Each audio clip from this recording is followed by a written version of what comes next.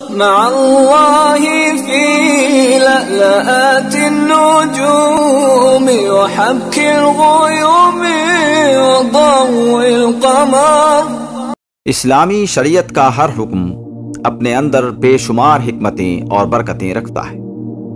افطار اور سحری میں بھی اللہ کی بے شمار حکمتیں اور برکتیں پوشیدہ ہیں، جن میں سے بعض کا علم احادیث نبوی کے ذریعے ہم تک پہنچا ہے۔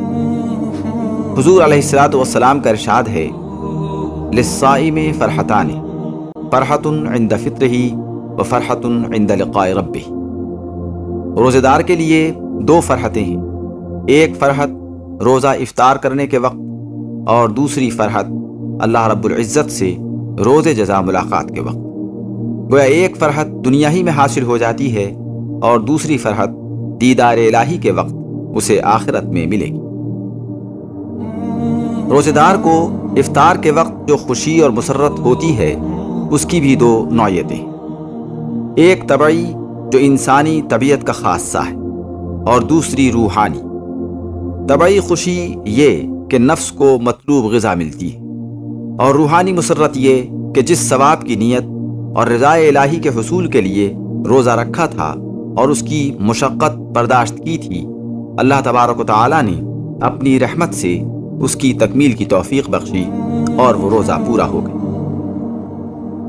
نبی کریم صلی اللہ علیہ وسلم نے فرمایا ہے، الصیام جنۃ، روزے ڈھال ہیں۔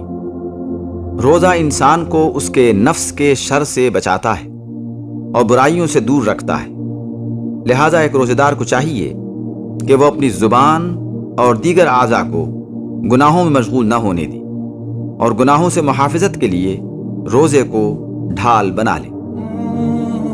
گویا گناہوں کی حیثیت تیر و تلوار کی ہے جو انسان کی روح کو گھائل اور بالآخر ہلاک کرنے کا سبب ہوتے ہیں، اور روزہ ان کی زد سے بچنے کے لیے ڈھال کا کام دیتا ہے۔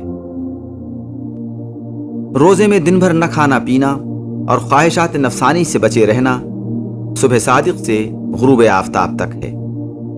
نبی کریم صلی اللہ علیہ وسلم نے لوگوں کو صوم وصال سے منع فرمایا ہے اور سحری کھانے کی رغبت دلائی ہے، اور سحری کو دیر سے کھانے کا حکم دیا ہے، اور روزے دار کو چاہیے کہ وہ جلد افطار کرے، اسی کا حکم سرکار نے فرمایا ہے، تاکہ روزے کی سختی اور شدت میں اضافہ نہ کیا جائے جو دین میں غیر مطلوب ہے۔